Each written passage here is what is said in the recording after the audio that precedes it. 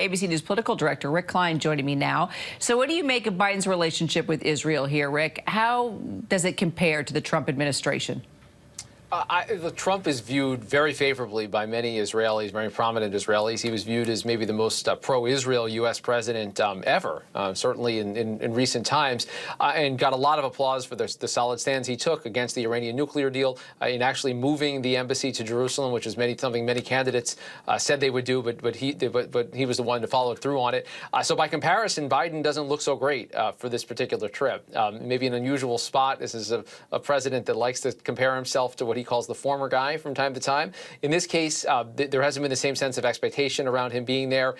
Donald Trump was viewed as a very pro-Israel president. That isn't to say that Joe Biden isn't as well, getting an award just today, honoring his service, his commitment.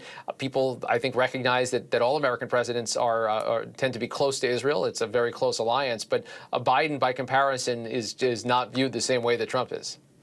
And while speaking with the Israeli prime minister about Iran, Biden pushed more for diplomacy when it comes to the threat of Iran and its nukes, while Israel's prime minister urged force. So can they compromise here? I think you saw the contours of potential compromise in the way that President Biden handled that exchange, because it was pretty extraordinary to see the Israeli prime minister push back forcefully and publicly like that and say, don't trust the Iranians. And Joe Biden's response was, we're not going to wait forever. And so there may be some negotiations between the Israelis and the U.S. side about what that's defined as and what it would take to get the U.S. to give up hope in some kind of diplomatic path. The declaration that they signed together renewed the commitment that Iran would not be allowed to develop nukes. That's where the Israelis would like to see a military option explicitly on the table. I think maybe the compromise is not to take it off the table, Kira. All right. And also tomorrow, Biden is going to become the first American president to fly from Israel to Saudi Arabia. And it also comes with a lot of criticism as well. Even though this is the first, there are critics who are not happy about this.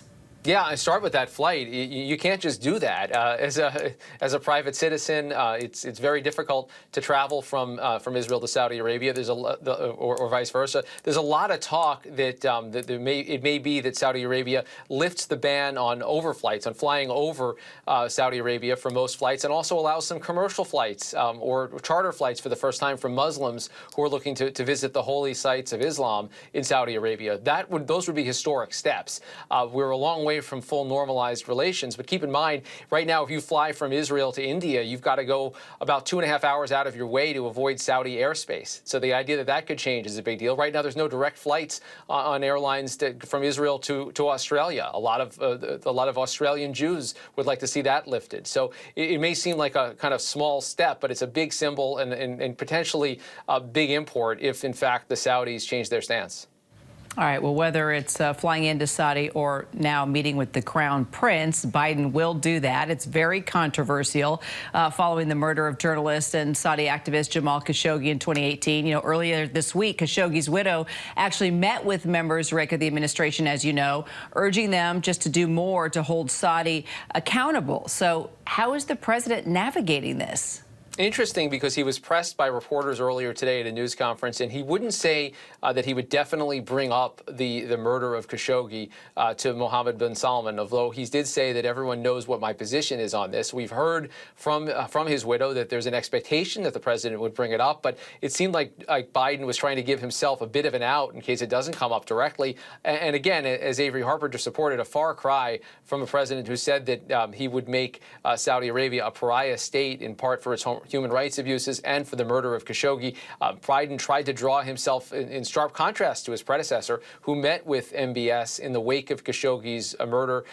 Clearly, though, Biden is recognizing that there are other exigencies right now, gas prices among them, Iran among them, and other normalization of relationships in the Middle East. There are other priorities that make it now, in the administration's view, essential that this meeting take place. Rick Klein, good to see you. Thanks so much. Thanks, Kira. Hi, everyone. George Stephanopoulos here. Thanks for checking out the ABC News YouTube channel. If you'd like to get more videos, show highlights, and watch live event coverage, click on the right over here to subscribe to our channel. And don't forget to download the ABC News app for breaking news alerts. Thanks for watching.